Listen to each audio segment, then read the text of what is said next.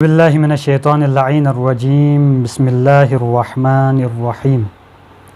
الحمدللہ رب العالمین ثم الصلاة والسلام علی محمد وآلہ الطاہرین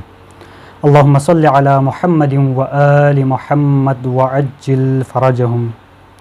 اما بعد فقد قال اللہ تبارک وتعالی فی کتابہ المتین وفرقانہ المجید وهو اصدق القائلین وقولہ الحق بسم اللہ الرحمن الرحیم والنجم اذا هوى ما ضل صاحبكم وما غوى وما ينطق عن الهوى ان هو الا وحی یوحى۔ عزیز ناظرین کرام، سرنامہ کلام میں قرآن مجید کی سورہ نجم کی پہلی 3 آیتوں کا تلاوت کا شرف حاصل ہوا، جس میں اللہ تعالیٰ اپنے حبیب نبی کریم محمد مصطفیٰ صلی اللہ علیہ وآلہ وسلم کی شان اقدس کو بیان کرتے ہوئے، ان کی فضیلت اور منزلت کو بیان کرتے ہوئے، ان کو نطق اور کلام کو بیان کرتے ہوئے ارشاد فرمایا وما ينطق عن الهوى ان هو الا وحی یوحى، کہ میرا حبیب، میرا رسول ایک ایسا رسول ہے جو نطق بھی نہیں کرتا مگر وہ بات جو ان تک وحی ہو گئی، یعنی سوائے وحی الہی کے، وحی منزل کے، وحی کے علاوہ نبی کریم محمد مصطفیٰ صلی اللہ علیہ وسلم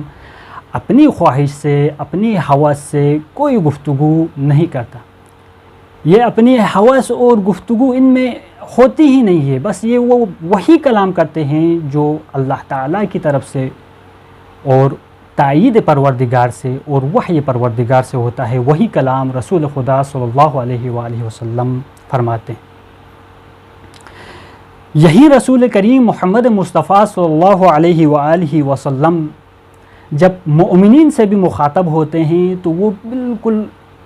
خندہ پیشانی کے ساتھ اور خوش اخلاقی کے ساتھ مومنین کے ساتھ گفتگو کرتے ہیں، جس کی حکایت قرآن مجید میں اس طرح فرمائی ہے وَاحْفِظْ جَنَاحَكَ لِمَنِ اتَّبَعَكَ مِنَ الْمُؤْمِنِينَ، اے میرے کریم حبیب، اے میرے عزیز حبیب، اے میرے مدثر حبیب،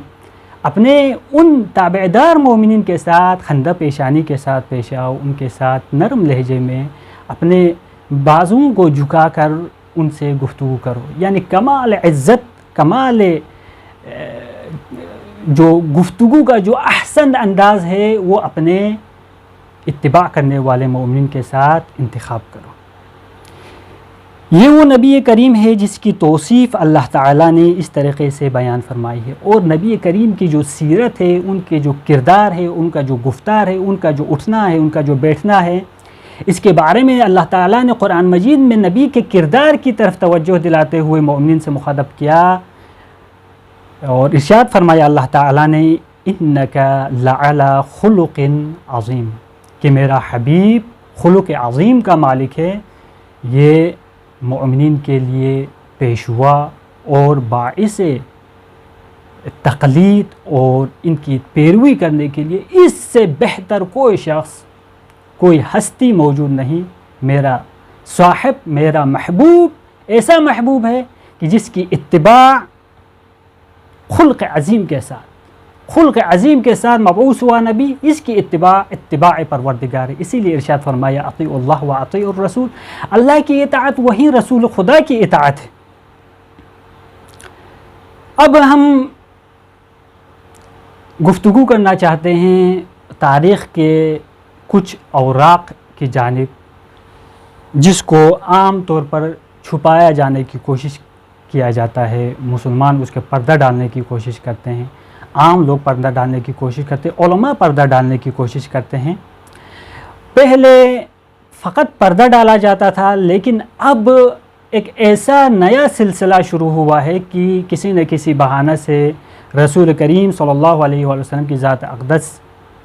کی بے حرمتی کی جاتی ہے، آل اطہار بالخصوص سیدہ کریمہ سلام اللہ تعالی علیہا، بی بی حضرت فاطمہ الزہرا سلام اللہ تعالی علیہا کی شان اقدس میں جس طرح کی گستاخیاں ہو رہی ہیں، جو ناقابل قبول اور ناقابل برداشت جو گفتگو چل رہی ہے سوشل میڈیا اور اس کے علاوہ منابر میں، اور خطبہ جس طرح کی گفتگو کر رہے ہیں، یہ ناقابل قبول ہے، ناقابل برداشت ہے۔ پہلے حقائق کو فقط چھپایا جاتا تھا، لیکن اب حقائق کو چھپانے کے ساتھ مسخ بھی کیا جا رہا ہے، اور اہل بیت علیہ الصلوۃ والسلام کی شان اقدس کو گٹھایا جانے کی کوشش کیا جا رہا ہے۔ یہ سب اس وجہ سے ہے کہ چند مخصوص ایسے اصحاب ہیں جو رسول کریم محمد مصطفیٰ صلی اللہ علیہ وآلہ وسلم کی زندگی اقدس میں اس طرح کی پیروی انہوں نے نہیں کی جس طرح کی پیروی کی حق تھے، جیسا کہ قرآن مجید نے ارشاد فرمایا تھا وَمَا يَنْطِقُ عَنِ الْهَوَىٰ إِنْ هُوَ إِلَّا وَحْيٌ يُوحَىٰ۔ ایسے نبی کے بارے میں شک کرنے والے، ان کی رسالت پر بھی شک کرنے والے، مطلب الغرض مومن ہو یا منافق ہو، صحابی ہو، بس اس کی عزت و تکریم کرنی ہے، چاہے اس کی عزت و تکریم کرتے ہوئے چاہے رسول خدا صلی اللہ علیہ وسلم کی بھی اگر بے حرمتی اور ان کے خلاف بھی اگر کوئی بات جاتی ہے تو نہیں، بس اس کو نہیں دیکھنا۔ بس جو مخصوص صحابہ ہیں جن کا لوگوں کے دلوں پر پتہ نہیں کیا سحر ہے، کیا شراب ہے ان کے دلوں پر، ایک ایسا شراب پیے ہوئے ہیں کہ ان کی توصیف اور تمجید میں آل اللہ کی، آل رسول کی شان میں گستاخیاں کی جا رہی ہے۔ اب ہمارے اوپر فرض ہوا ہے کہ ہم چند ایسے حقائق جو تاریخ اسلام میں ہوئے ہیں بغیر تعصب کے فقط اور فقط صحیح اور حقیقی ایکسپلینیشن کریں گے، کوئی چیز ہم نہیں چھپائیں گے، اور صریح ہم بیان کریں گے کہ کیا وہ چیز ہے جو چھپایا جا رہا ہے، اور وہ کون سی چیز ہے کہ جس کے ذریعے سے لوگوں کو دھوکہ دیا جا رہا ہے۔ عزیز میرے ناظرین، جیسا کہ یہ بات روز جلی کی طرح، اس چمکتے سورج کی طرح اور اس ڈھلتے چاند کی طرح، اس روز و شب کی طرح واضح ہے کہ نبی کریم محمد مصطفیٰ صلی اللہ علیہ وآلہ وسلم سے بڑا، ان سے زیادہ سمجھدار کوئی بھی فرد اس عالم انسانیت میں نہیں آیا، ان سے بڑا کوئی سمجھدار کوئی شخص نہیں ہو سکتا، ان سے بڑا عاقل کوئی نہیں ہو سکتا۔ انسان کامل کہیں تو نبی کریم سے بڑھ کے کوئی انسان نہیں ہو سکتا۔ اگر مخلوقات میں دیکھ لیں جن و انس میں تو رسول کریم کے کوئی جوتے کے برابر کوئی نہیں ہو سکتا۔ تبھی جبریل امین علیہ الصلوۃ والسلام نے سدرۃ المنتہا میں جا کر جب وہاں پہ کہا کہ یہ میری حد ہے، یہاں سے آگے میں قدم نہیں بڑھا سکتا، یہ ہمارے رسول عربی محمد مصطفیٰ کی شان تھی جو الی سدرۃ المنتہا فکان قاب قوسین او ادنا کی منزل تک جانے والا رسول۔ آئیں دیکھتے ہیں کہ کیا یہ رسول جو اتنا سمجھدار اور اتنا بردبار کہ جس کے مقابل میں کوئی ہستی نہیں ہو سکتی، کیا وہ رسول اپنی پوری امت کو گمراہی میں چھوڑ کر، اپنے اختیار میں چھوڑ کر، یہ میں دین لے کے آیا ہوں، چاہے تو اس پہ عمل کرو، چاہے تو اپنی طرف سے کسی کو بنا لو، چاہے تو کسی کو میری جگہ میں بٹھا دو، ایسے چھوڑ کر جا سکتا ہے؟ نہیں جا سکتا۔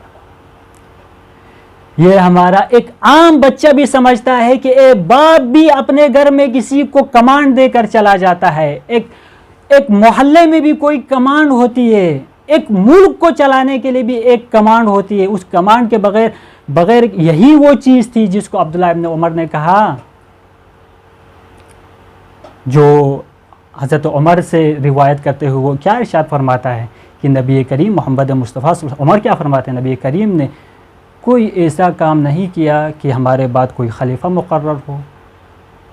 لہٰذا جو ہے نا میں کوئی خلیفہ مقرر نہیں کر رہا۔ یہ وہ تہمت تھی یہ جو بار بار لگاتے ہیں، وہ جو کریم نبی تھا، جو محبوب نبی تھا، جو اپنی امت کے لیے درد رکھنے والا نبی، امتی امتی کی فریاد لگانے والا نبی، اپنی امت کو بے سر و پا، بے یار و مددگار چھوڑ کر جائے، لوگوں کے ہوس اور لوگوں کی اپنی جو ذاتی جو خواہشات ہیں اس کے بنا پر چھوڑ کر جائے نبی، ایسا نبی ہمارا نہیں تھا۔ ہمارے نبی میں جس وقت اعلان رسالت کیا، اپنے قرابت داروں کو جب دعوت دی، دعوت ذوالعشیرہ، تاریخ کی کتابوں میں کتاب طبری آپ اٹھا کر دیکھ لیجئے، اگرچہ ابھی جو موجودہ کچھ نسخ ہم نے پڑھے ہیں جس میں تحریف کی گئی ہے، قول رسول کی تحریف کی گئی ہے، ورنہ جو طبری کی جو اصل کتابیں ہیں اگر کوئی اہل علم ہو تو جا کر دیکھ لیں۔ دعوت ذوالعشیرہ میں نبی کریم محمد مصطفیٰ صلی اللہ علیہ وسلم کی اولین وہ تبلیغ تھی، اس میں کہتا ہے یا علی انت اخی ووصی وخلیفتی من بعدی، وہ وزیری کے لفظ بھی، یہ کریم نبی جو اپنی آغاز رسالت میں اپنے بعد آنے والی امامت کا تذکرہ کر رہا ہے، امامت کی تعیین کر رہا ہے، یہ نبی آج اس حدیث کو آپ تبری میں اٹھا کے دیکھ لیں، انت اخی یا علی انت اخی کے بعد وکذا وکذا وکذا وکذا یعنی 6، وہ کہاں گئے وہ الفاظ جو نبی کریم نے فرمائے تھے؟ نہیں، انہوں نے ان خلفاء کو بچانا تھا جن کے اوپر ان کی بساط اس وقت قائم ہے، ان کو بچانے کے لیے نبی کریم کے الفاظ میں جو وحی منزل الہی ہے، وما ينطق عن الهوى ان هو الا وحی یوحى، اس کریم نبی کے الفاظ کو بھی انہوں نے چھپانے کی کوشش کی، حقائق کو پہلے انکار کرتے تھے، مانتے نہیں تھے، موجود ہوتے تھے انکار کرتے تھے، لیکن اب دور ایسا آیا ہے کہ اس پر خلط کرتے ہیں اور اس سے انکار اس طرح کرتے ہیں کہ رسول کریم کی شان اقدس میں گستاخی ہو رہی ہوتی ہے، آل اللہ کی، آل رسول صلی اللہ علیہ وسلم کی شان اقدس میں گستاخی ہو رہی ہوتی ہے،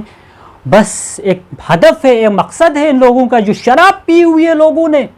کہ ہم نے ان بس مخصوص سے کچھ صحابہ ہیں، ان کی کوئی گستاخی ہونے نہیں دینی، ان کی شان میں گستاخی تو کجا، ان کی شان میں کوئی حرف ہم بیان نہیں کرنے دینے۔ یہی وہ چیز تھی جب سیر اعلام النبلاء میں امام ذہبی فرماتے ہیں ہم نے حقائق کو چھپانا ہے عوام الناس سے، تاکہ لوگ جو ہے نا کوئی شبہات میں نہ پڑے جائیں، لوگوں کو حقیقت معلوم نہ ہو جائے۔ آپ دیکھ لیجئے سیر اعلام النبلاء میں امام ذہبی کیا فرماتے ہیں؟ ہم نے عوام الناس سے چھپانا ہے، جتنا ہو سکے ہم نے چھپانا ہے، اگر چھپانے سے کچھ نہ ہوا تو ہم نے انکار کر دینا ہے، اصلاً ہم نے حقیقت سے ہی انکار کرنا ہے کہ یہ تو رسول نے کہا نہیں، یہ تاریخ میں تو ہوا نہیں، اصلاً انکار۔ یہ وہ سیرت چل رہی ہے آج کل، اور ہماری مارکیٹوں میں یہ بک رہا ہے، ہمارے مومنین کے، ہمارے شیعہ بچوں کے عقائد کو بگاڑنے کی کوشش کی جا رہی ہے۔ یہ ہمارا مقدمہ ہے، اور ہم آج بیان کرنے کی کوشش کریں گے کہ آیا نبی کریم محمد مصطفیٰ صلی اللہ علیہ وسلم نے خلافت کا تعین کیا تھا یا نہیں کیا تھا۔ ایک مورد تو میں نے آپ کو بتا دیا دعوت ذو العشیرہ میں، دوسرا مورد حدیث الثقلین کو آپ اٹھا کر دیکھ لیجئے، نص صریح ہے اہل بیت علیہ السلام کی خلافت کے اوپر، قرآن تمہارا خلیفہ ہے اور رسول کے آل تمہارے اوپر میرا خلیفہ ہے۔ ان دو قرآن کے کلام اور فہم اہل بیت کے علاوہ کسی اور کے فہم کی طرف ہمیں جانے کی اجازت ہی نہیں دے رسول کریم نے۔ فہم اہل بیت کو چھوڑ کر قال الصادق، قال امام علی، قال جعفر، قال الباقر کو چھوڑ کر ہم قال ابو حنیفہ، قال المالک، یہ ہم کیوں؟ معصوم جن کو نبی نے تعین کیا ہے ان کے قول کا چھوڑ کر کہا جاتا ہے کہ ابو حنیفہ کے قول کو اپنایا جائے، مالک کے قول کو اپنایا جائے، ابو حنیفہ کے قول کو اپنایا جائے، یہ کیوں؟ جس نبی نے تعین کیا تھا، کیا تمہاری ذمہ داری نہیں ہے کہ اپنے رسول کی اتباع کرو؟ رسول نے تمہیں اختیار نہیں دیا، قرآن نے تمہیں اختیار نہیں دیا کہ تم اپنی مرضی چلاؤ۔ جب اللہ اور اس کا رسول کوئی امر کرے تمہارے اوپر تو اللہ اور اس کے رسول نے کیا ارشاد فرمایا؟ قرآن مجید میں اللہ تعالیٰ نے ارشاد فرمایا وَمَا كَانَ لِمُؤْمِنٍ وَلَا مُؤْمِنَةٍ إِذَا قَضَى اللَّهُ وَرَسُولَهُ أَن يَكُونَ لَهُمُ الْخِيَرَةُ مِنْ أَمْرِهِمْ، جب اللہ اور اس کا رسول جب کسی بات کے اوپر کوئی حکم لگا دے، کوئی فیصلہ کر دے، کسی کام کا حکم لگا دے، میں اور آپ کوئی مومن یہ اختیار نہیں رکھتا کہ وہ رسول کریم اور اللہ کے حکم کے خلاف کھڑے ہو جائے اور اس حکم سے انکار کرے، یا اپنی کوئی اپنے ذہن کی کوئی اختراع لے کے آئے، یا نص کے مقابل میں کوئی اجتہاد کرے، یا حتیٰ کہ نص تو کا بعض اوقات کہا جا سکتا ہے کہ نص ثابت ہوئی نہیں ہوئی، لیکن میرے عزیزان نبی کریم محمد مصطفیٰ صلی اللہ علیہ وسلم کی شان اقدس میں اس طرح کی گستاخیاں ہوئی کہ نبی کریم صلی اللہ علیہ وسلم کی موجودگی میں، ان کی حضور میں کہا گیا کہ ان الرجل لیہجر۔ میرے عزیز بھائیو،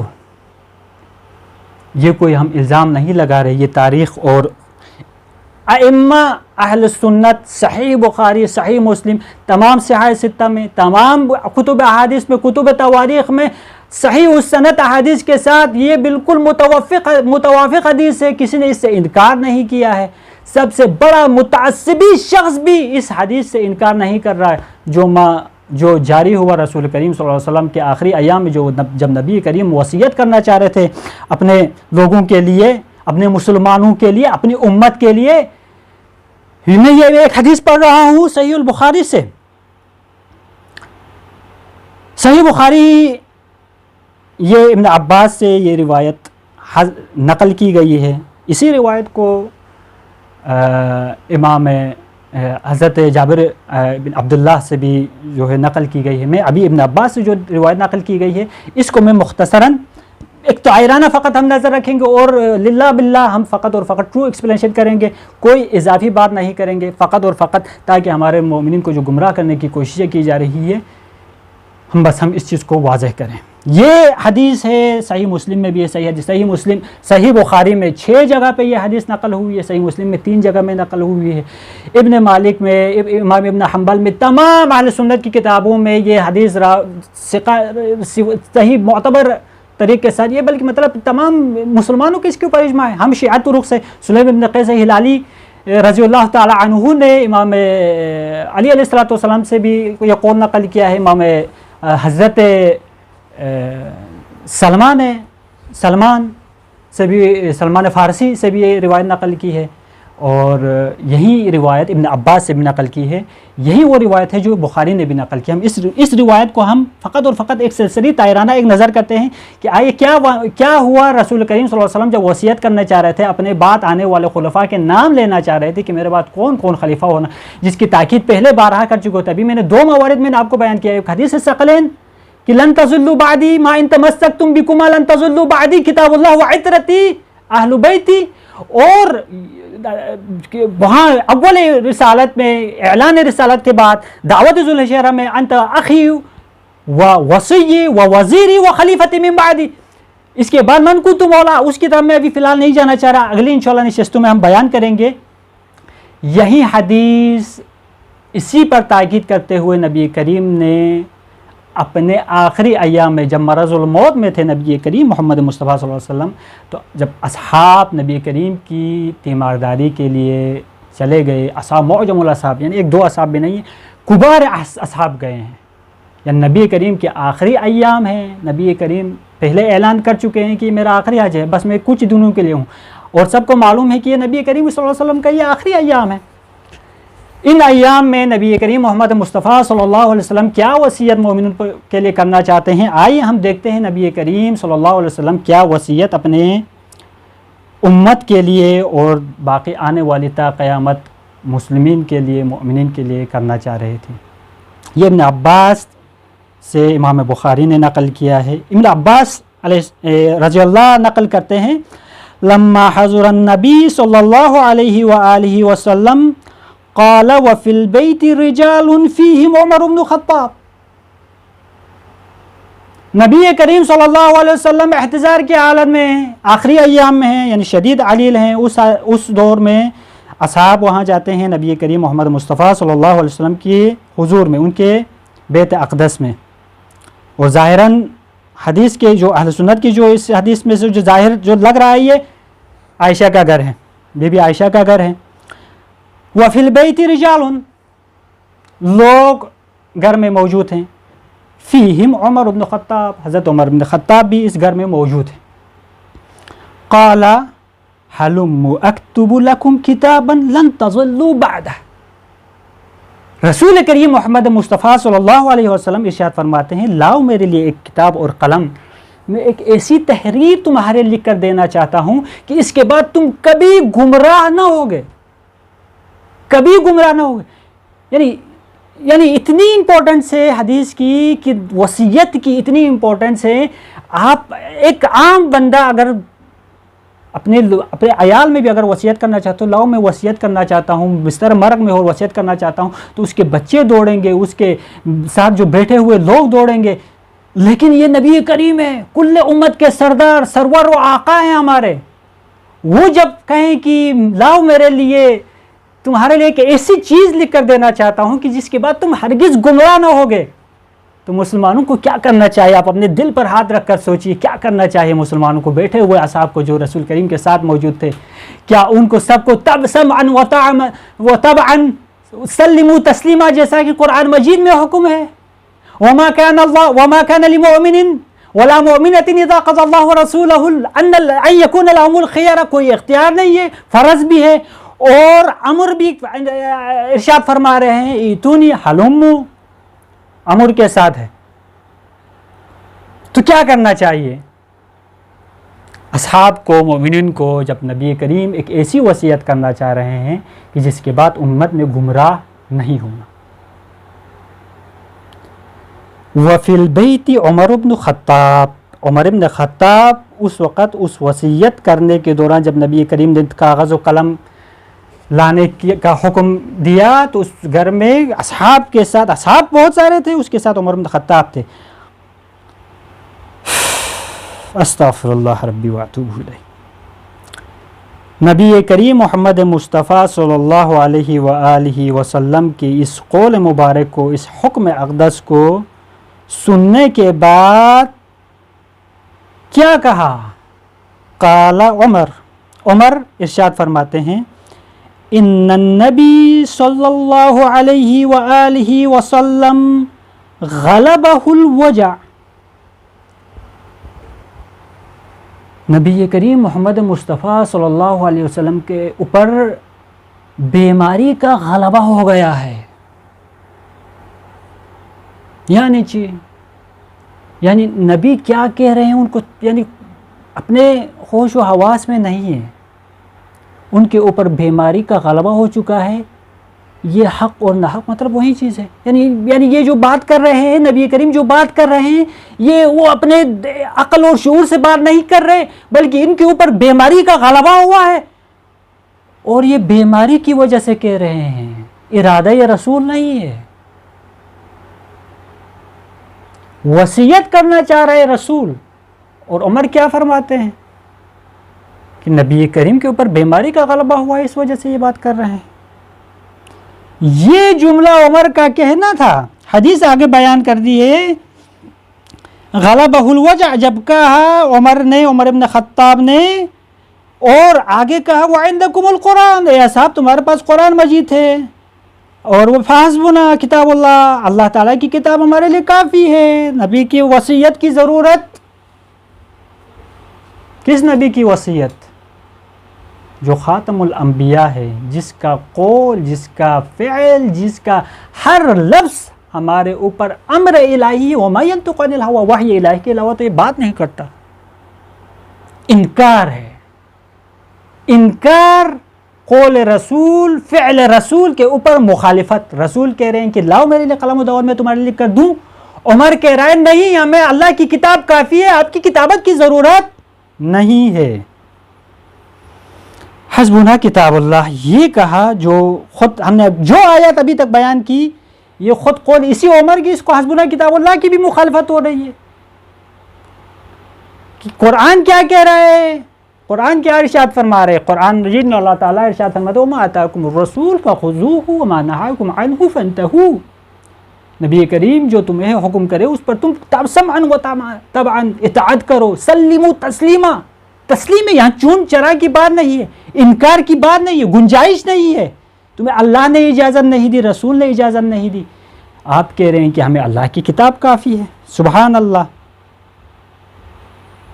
یہ جملہ عمر بن خطاب کا کہنا تھا واختلف اہل البیت. یہ جملہ عمر خطاب کا کہنا تھا کہ گھر میں موجود جو عیادت کے لیے آئے ہوئے تھے تمام لوگوں میں اختلاف ہو گیا، اصحاب میں اختلاف ہو گیا. کیا اختلاف ہو گیا؟ فَمِنْهُمْ مَنْ يَقُولُ قَرِّبُوا يَكْتُبُ لَكُمْ رَسُولُ اللَّهِ صلی اللہ علیہ وسلم. ایک گروہ ایسا ہوا، ایک گروہ دو گروہ میں بٹ گئے. ایک گروہ کہہ رہا ہے لاؤ جو رسول نے حکم دیا ہے، یہ رسول امین ہے، اس کا حکم سمعا و طبعا، یا رسول اللہ روحی فداک یا رسول اللہ، ابی و امی فداک یا رسول اللہ، قربوا الکتاب والقلم یکتب لکم رسول اللہ، تمہارے لیے کتاب و قلم لائے، رسول حکم دے رہے لائیں، لکھیں گے ہمارے لیے، ایک ایسی چیز لکھ کر دینا چاہ رہے ہیں کہ جس کے بعد ہم نے کبھی گمراہ نہیں ہونا، رسول گارنٹی لے رہے ہیں۔ ایک گروہ یہ کہہ رہا ہے واختلف اہل البیت اختصموا فمنهم من يقول قربوا یکتب لکم رسول اللہ صلی اللہ علیہ وآلہ وسلم کتابا لن تضلوا بعدی ومنهم من يقول ما قال عمر۔ ایک گروہ نے کہا کہ رسول کی اتباع کرو، جو کہہ رہے ہیں وہ انجام دو، اور ایک گروہ کے وہ بات کرنے لگا جو عمر کہہ رہا تھا۔ یعنی عمر کیا کہہ رہا تھا؟ یعنی ایک گروہ اطاعت رسول میں کھڑا ہوا، ایک گروہ مخالفت رسول میں کھڑا ہوا۔